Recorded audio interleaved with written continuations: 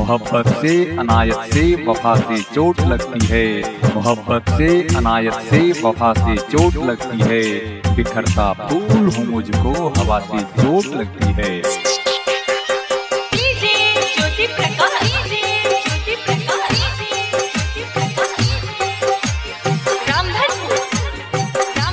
Recording by SK music studio Gurgaon.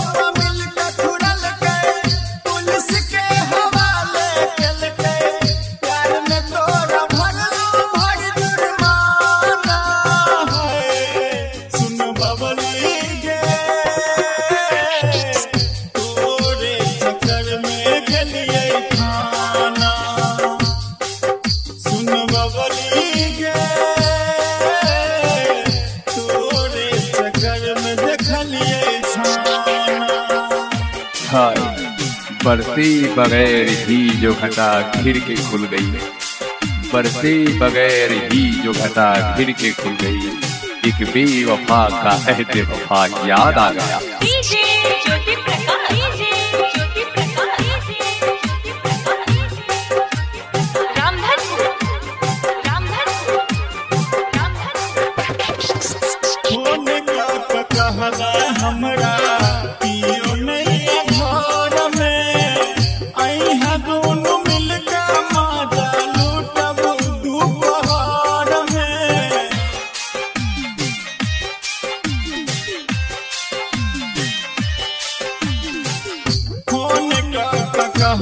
हमरा कियो नैया घर में अइहा दूनो मिलके मजा लूटब दोपहर में, जोश में हम होश खोला तौमे आके कुछ नहीं बुझला, तोरा हुस्न ले गाल दीवाना है। सुन बबली गे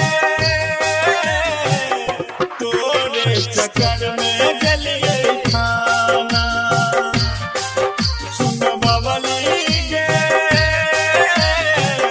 तोरे चक्कर में देखलिए खाना। मिल ही जाएगी कहीं ढूंढने वाले को बहार, मिल ही जाएगी कहीं ढूंढने वाले को बहार, हर गुलिस्तान में खजा हो यह जरूरी तो नहीं।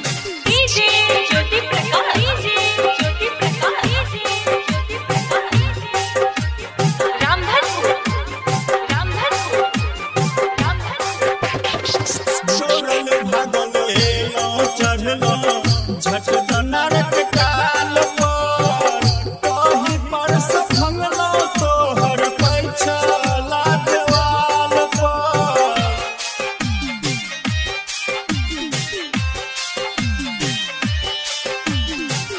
दौड़ल भागल एलो चढ़लो झट नरक काल पर कहीं पर सफंगलो तोहर पैछला देवाल पर, चढ़ियो में तेल बुतला कारखाने भगेलै हल्ला, छुओ में तेल तोहर खजाना है।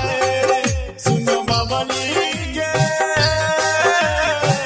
तोरे चक्कर में गलिए खाना, सुन बबली गे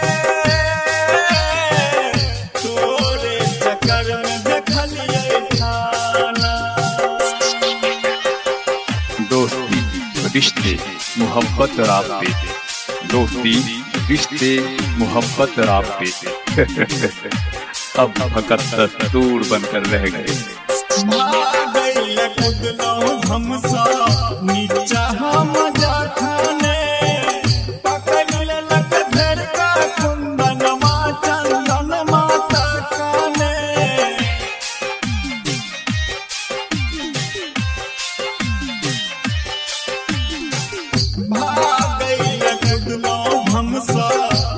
चाह मजा खाना